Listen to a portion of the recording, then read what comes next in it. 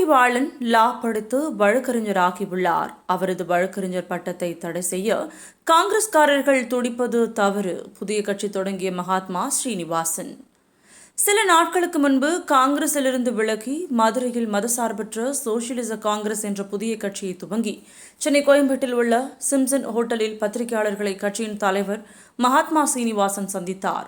பின்பு பேசிய அவர், கடந்த 30 ஆண்டுகளுக்கு மேலாக இந்திய தேசிய காங்கிரஸில் மனித உரிமை பிரிவு தலைவராக பணியாற்றி வந்தேன்.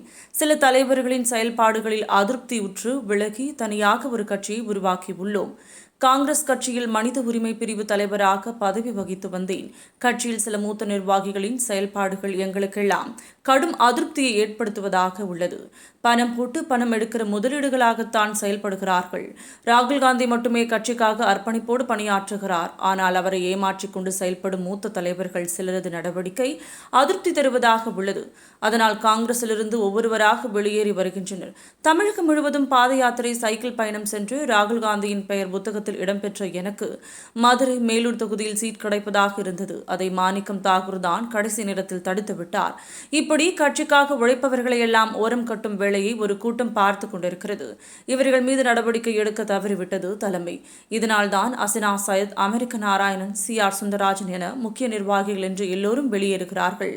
ஒவ்வொரு செங்கலாக உதிர்ந்து கொண்டிருக்கிறது என்று 31 ஆண்டுகள் சிறை வாழ்க்கை வாழ்ந்து வெளிவந்திருக்கும் பேரறிவாளன் லா படித்த வழக்கறிஞராகியுள்ளார். அவரது வழக்கறிஞர் பட்டத்தை தடை செய்ய காங்கிரஸ்காரர்கள் துடிப்பது தவறு என்றும், காங்கிரசிலிருந்து பிரிந்த அதிருப்தியாளர்களை எல்லாம் ஒருங்கிணைப்பதுதான் எனது முதல் கட்ட பணி என்றும், தொண்டர்களுக்கான கட்சியாக எனது கட்சி செயல்படும். காமராஜர், கக்கன் ஆகியோரின் கொள்கை வழியில் புதிய கட்சியின் பணிகள் தொடரும் என்று கூறினார். நீங்கள் எல்லாம் ஓட்டு போட்டு முடிச்சுட்டு வெளியே போயிட்டாங்க. எலெக்ஷன் கமிஷன் இருக்கும், அந்த மிஷினை அப்போவே சீல் வைக்கிறதுக்கு முன்னாடி மொத்தம் 1000 ஓட்டு இருக்குது உள்ள. 1000 ஓட்டு தான் மொத்தம் போலிங் ஆக வேண்டியது. ஆனால் ஓட்டு போலிங் 85, 850 ஓட்டு போலிங் ஆயிருக்குன்னா அந்த 25 கட்சி நின்று இருக்கு சுயேட்சையோட சேர்த்து சொன்னீங்கன்னா அந்த 25 ரிசல்ட்டையும் ஒரு சின்ன பொட்டுக்கட்டில் பெட்டி கேஷ் மாதிரி ஒரு கம்ப்யூட்டர்லேயே எவ்வளோ வியாபாரம் ஆனதுன்னு பார்க்க முடியும். அன்றைக்கி என்ன பிஸ்னஸ் ஆகுது, எத்தனை இட்லி விற்றுருக்கு, எத்தனை பூரி விற்றுருக்குன்னு பார்க்க முடியும். இந்த சிஸ்டம் அதுதான். அதே மாதிரி அப்போவே பார்த்தது அந்த பூத்தில் வரைக்கும் ஒரே ஒரு பூத்துக்கு வரைக்கும் ரிசல்ட் அவங்க அறிவிச்சுட்டு போகலாம். அப்படி ஒரு பூத்துலாம் அறிவிக்கும் போது எந்த பிரச்சனையும் வராது. அப்போ ஒரு கட்சி, ஒரு திமுகவில் இருக்காரு, ஒரு அதிமுகவில் இருக்காரு, நான் காங்கிரஸில் இருக்கேன்னா என் கட்சியோட ஓட்டு எவ்வளோன்னு சொன்னாங்கன்னா ஓட் பண்ணிப்பேன்.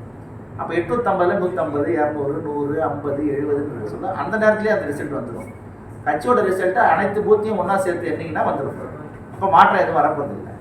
எப்படி நம்பிக்கை இல்லாமல் 10 நாள் எடுத்துன்னு போய் அதுவே பாதுகாத்து 10 நாளுக்கு அப்புறம் அது சொல்ல வேண்டிய அவசியம் என்னன்னு ஒரு கொஸ்டின் இருக்கும்.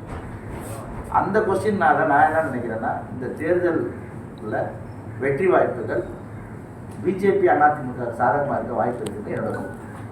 ஓகே.